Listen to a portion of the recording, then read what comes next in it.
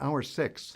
This is a difficult exercise because here the evidence that I'm using is not just the beautiful poetry of the Iliad.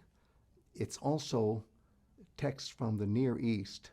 And these texts are sometimes prosaic in the sense that they are not meant to be poetic, but they still describe all sorts of realities in ritual.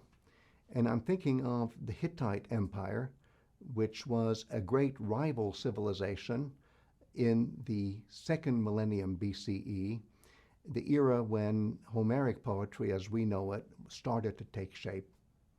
The Hittite Empire, when it was finally destroyed, left behind a vast archive containing ritual texts. And among these rituals is the ritual of substituting for the king, who represents the body politic, who represents society at large, somebody who will, how shall I say it, take on the pollution of society so that the king can be purified every year, probably every new year is when it happened, and that purification of the king translates into a purification of society because it's a basic anthropological fact of life that the king, as king, represents the body politic, that is to say, society.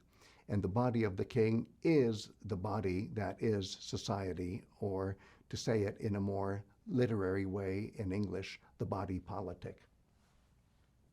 So to get us going, we need to read carefully text A, which is a prayer uttered by Achilles just before Patroklos meets his doom. Patroklos is going off to fight in place of Achilles. He's wearing the armor of Achilles, and at this point, Achilles is praying to Zeus that Patroklos should be successful and then come back home safely. And Patroklos is successful enough in the sense that he saves the Achaeans. He becomes the savior of the Achaeans, these proto-Greeks who fought at Troy. And how did he save the Achaeans? By preventing Hector from burning the ships of the Achaeans that are beached along the Hellespont, like sitting ducks waiting to be destroyed by the fire of Hector. If the fire of Hector had actually burned down the ships of the Achaeans, the underlying assumption is that then Greeks would be extinct, that all the Greeks that you and I know wouldn't exist, that there would not be any Greeks because then the Achaeans could not make it home. And I know it's a poetic concept, or to say it better, a mythological concept, but that is the fact of life, that Hector's fire is the difference between salvation or destruction for the Achaeans. And it's Patroklos who saves the Achaeans. He was the one who puts out the fire, but it comes with a cost, and the cost is his own life. And that's something that Achilles' prayer, no matter how sincerely it's uttered to Zeus, is not going to be effective about. Patroklos will die. And it is in this context that Achilles refers to Patroklos as a therapōn. He says, my therapōn, line 244. And therapōn, this very interesting word, means on one level, attendant, somebody who's an assistant. It could be, let's say, a charioteer who drives the chariot for the chariot fighter. It can be somebody, when it comes to preparing a meal, who helps with the preparation, although the master chef will be the host and will be the main hero. It's kind of a number two person, always number two. And that's one meaning of therapōn. And I usually translate therapōn as attendant when we see that context dominating.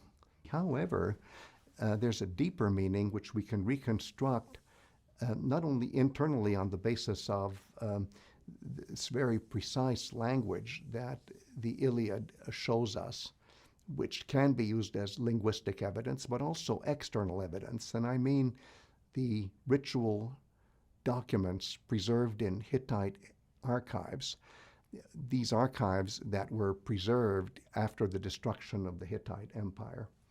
And it turns out that there's a word in the Hittite language and in related languages that means ritual substitute, and that the word therapōn, which we translate on the surface as attendant, also has this deeper meaning of ritual substitute. And that's what we're really exploring here. And I can't emphasize enough that Achilles himself refers to Patroklos as his own therapōn. My therapōn, Achilles says, in a context where you can read both the surface meaning and the under the surface meaning, the deep meaning, all at the same time. I quote only one passage from a Hittite tablet to make this point in a centralized kind of way, and that's text B of our 6, where in the ritual the words say, and for you, and the you is the divinity here are these ritual substitutes. And may they die, but I, the king, will not die. So this is the ritual formula expressed by the king, saying that the sacrificial victims will die in place of the king. In this case, the sacrificial victims are animals that are sacrificed. But in other cases, we know from the Hittite text, the sacrificial victim can even be a human. And the important thing is that this ritual substitution, when it gets transferred into Greek civilization, is brought to life in the use of the word therapōn, which is actually borrowed from the Hittite word or from a word that's closely related to the Hittite. I'm fascinated with the way the ritual death of Patroklos is described in Iliad 16. It's one of the most fascinating parts of the Iliad. And I am even more fascinated with the climactic moment when Patroklos is rushing at Hector, riding on a speeding chariot. Hector is rushing at Patroklos, riding on his speeding chariot. And what seems to be happening in text C and D is that they both jump off at the same time from their speeding chariots, propelled by the momentum of these chariots. And you can imagine how they're rushing at each other with this enhanced speed because of the fact that they jumped off speeding chariots. And then they're going to meet in the center. And in text C, we hear, then Patroklos from one side leapt from his chariot, hitting the ground. In text D, then Hector from the other side leapt from his chariot, hitting the ground. And the collision is about to happen. A climactic moment of chariot fighting. And when you think of the fact that Patroklos is the therapōn of Achilles, the ritual substitute of Achilles, you know there's going to be trouble. And there will be, because Patroklos will be killed by Hector. And then when Hector takes the armor of Patroklos, which is really the armor of Achilles, and puts it on himself, what happens then? In a sense, now Hector looks like Achilles, just as Patroklos had looked like Achilles before. In this hour, what I'm really exploring is the phenomenon of the body double, of the other self, of the alter ego, as Freud would say it, where it's the alter ego that ultimately takes the hit for the main hero, who in this case is Achilles. And of course, there are variations on a theme. When Patroklos dies, the charioteer of Achilles now becomes the only person left on the chariot, so then he needs his own charioteer. And it's that kind of a variation on a theme that I explore in text E. In Iliad 16, as we're exploring these exciting scenes in hour 6, it's clear that the very idea of a ritual substitute is explored, especially in the context of chariot warfare, which is the most prestigious kind of warfare as described in the narrative of the Homeric Iliad. And it starts so innocently, or seemingly innocently, and that's what I'm trying to show by quoting text F. Achilles is calling out to Patroklos, "Patroklos, would you come here, please?" And Patroklos comes out of his tent, and he's described as īsos Arēi, equal to Arēs. And then the narrative goes on to say that was the beginning of his doom. The reason the narrative says this is that there's an epithet that is applied here to Patroklos. I just said it in Greek, īsos Arēi, equal to Arēs, which is already dooming him as the ritual substitute of Achilles.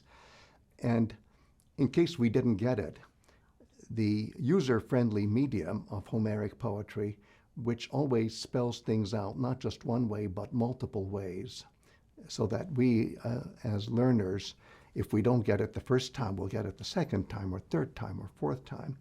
But here, the narrative actually spells out that the application of this epithet, of this ornamental adjective equal to Arēs, at this particular moment signals that Patroklos from now on, as somebody who is equal to Arēs, is going to be the ritual substitute for Achilles.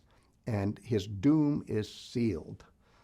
He doesn't know it yet, but the master narrator does know it, and stops to say, "You heard that expression, īsos Arēi, equal to Arēs." Well, that signals that this is the beginning of the doom of Patroklos.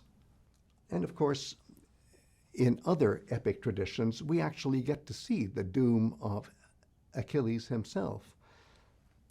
In the Iliad, we never get to see that because Patroklos, as the ritual substitute, will substitute for Achilles even when it comes to the most famous death scene in all ancient Greek song culture in the Homeric scheme of things.